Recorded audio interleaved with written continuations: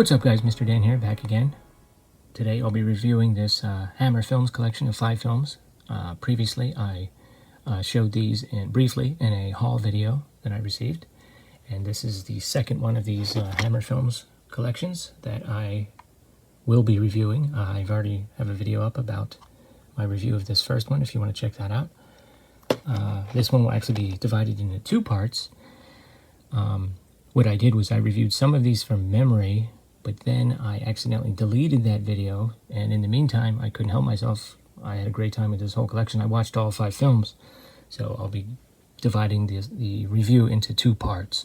Okay, so in this first part I'll be talking about the films that fall into the mini Hitchcock category, and those would be Scream of Fear and Stop Me Before I Kill, which I've watched for the first time. And basically these films are films which were designed to keep the overall output of Hammer going, but at a cheaper rate. They were typically filmed in black and white. If they had larger name stars, they were often in supporting roles. For example, Christopher Lee plays a supporting role in Scream of Fear. And they dealt more with mystery and suspense rather than horror or supernatural elements. And the first one I'll review is Stop Me Before I Kill, which starred Ronald Lewis, as did Scream of Fear.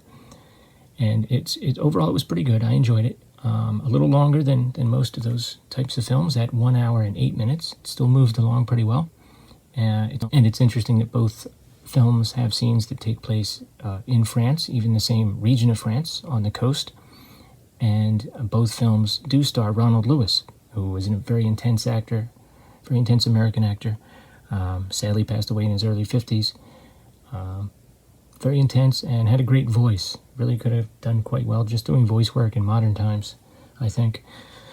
But at any rate, Stop Me Before I Kill tells the story of a race car driver played by Ronald Lewis who is recovering from an automobile accident that he got into with his fiancée. And since that time, he received a head injury, so he has these violent mood swings. So they go on vacation in France to try to work out his issues and to have him relax. The only problem is he's just hot and cold. And often he will fly into a rage at a little thing. He becomes very suspicious. There are times where his fiancée tries to help, but she'll tell like a little white lie here and there to sort of calm him down and make things easier for him. But then if he finds out, he flies into a rage again. So it's just back and forth.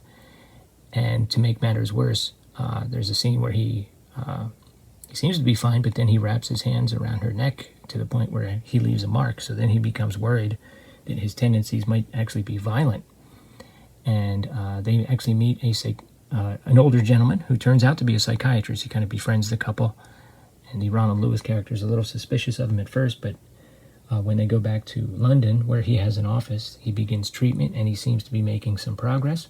But also it seems to be that perhaps someone is almost giving him hints that he could become violent again, or maybe even almost like prompting him, gaslighting him into thinking about becoming violent again. So it's a pretty good mystery. The ending takes place back in France, and it's pretty good. The perpetrators of the mystery, I'm trying to be vague here, sort of get their comeuppance. Now the way it happens at the very end feels a little tacked on. You're going to see it coming a mile away. It kind of reminds me of those scenes in old movies where the bad guy gets it, but then he also falls into a lake and gets eaten by alligators, just for good measure. You know what I mean? Like, it's not really necessary.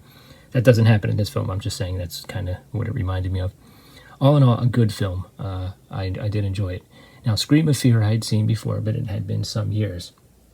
I certainly remember Christopher Lee in a supporting role as a family friend, and he plays a doctor in the film whose intentions are kind of mysterious. He's kind of gruff in this film, so you don't really know whose side he's on. And basically what I'm talking about is a young lady who is wheelchair bound, who returns to her home where her father has now remarried and has a new wife, which is of course her stepmom, who she's never met.